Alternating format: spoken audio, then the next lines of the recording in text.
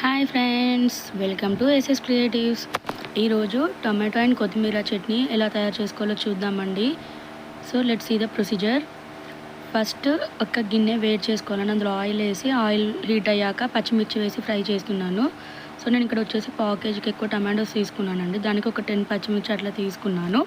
ఈ పచ్చిమిర్చి అనేవి మీడియం ఫ్లేమ్లో పెట్టి బాగా ఫ్రై చేయాలండి. ఈ పచ్చిమిర్చి ఇప్పుడు ఫ్రై అయిపోయినాయి, వీటిని పక్కకు తీసుకుందాము. వీటిని పక్కకు తీసుకొని కొత్తిమీర కూడా వేసి బాగా ఫ్రై చేయాలి. సో ఫ్రెండ్స్, ఈ రోజుల్లో కూడా ఇంకా రోటి పచ్చళ్ళు ఎవరైనా రోట్లో నూరే వాళ్ళు ఉన్నారా? ఉంటే కింద కామెంట్ బాక్స్లో కామెంట్ చేయండి. మేబీ వీటిని ఇప్పుడు మిక్సీ పచ్చళ్ళు అనాలేమో. వెనుకట అంటే రోట్లో నూరేవాళ్ళు కాబట్టి రోటి పచ్చడి అన్నాము. ఇప్పుడు అందరూ మిక్సీలోనే నూరుతున్నారుగా, మిక్సీ పచ్చడి అంటే బెటర్ ఏమో. మీ కామెంట్స్ ఏంటో కింద తెలియజేయండి.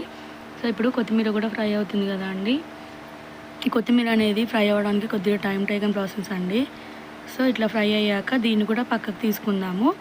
నెక్స్ట్ వచ్చేసి అదే గిన్నెలో టమాటోస్ వేస్తున్నాను. టమాటోస్ వేసేసి కొంచెం జీలకర్ర కూడా వేస్తున్నాను. వేసి బాగా కలపాలండి. టమాటోస్ పుల్లగా ఉంటే మనకి చింతపండు అవసరం లేదండి. టమాటోస్ పుల్లగా లేకపోతే మాత్రం కొంచెం చింతపండు కూడా వేసేసి ఇందులోనే మగ్గించుకోవాలి. సో టమాటాలు కలిపేసేసి లిడ్ అనేది క్లోజ్ చేసుకున్నాను.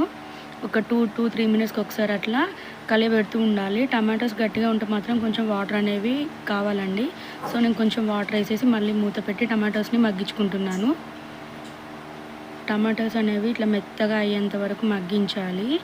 మధ్య మధ్యలో మూత తీసి కలిపెడుతూ మూత పెట్టుకోవాలండి, లేదంటే మొత్తం అడుగు పట్టేస్తుంది. సో టమాటోస్ అనేవి చాలా మెత్తగా అయ్యేంత వరకు మగ్గించుకోవాలి.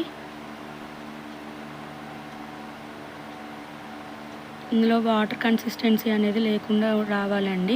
అప్పటి వరకు సిమ్లో పెట్టేసి మగ్గించుకోవాలి. సో చూసారు కదండి, టమాటాస్ అనేవి బాగా మగ్గిపోయింది. ఇప్పుడు వచ్చేసి స్టవ్ ఆఫ్ చేసుకోవాలి. ఆఫ్ చేసుకొని టమాటోస్ని చల్లరబెట్టుకోవాలండి. ఈ టమాటోస్ అండ్ కొత్తిమీర రోటి పచ్చడి చాలామందికి చాలా ఫేవరెట్ అయి ఉంటుందండి. నాకు తెలిసి చాలామంది ఇష్టంగా తింటారు. సో ఇప్పుడు టమాటోస్ ఆఫ్ చేసేసుకొని చల్లరబెట్టుకొని పక్కకు పెట్టుకున్నాను. నెక్స్ట్ ఒక మిక్సీ జార్ తీసుకొని అందులోకి వేయించిన పచ్చిమిర్చి, వెల్లుల్లి, కొంచెం సాల్ట్ వేసేసి దాన్ని మిక్సీ చేసుకోవాలండి.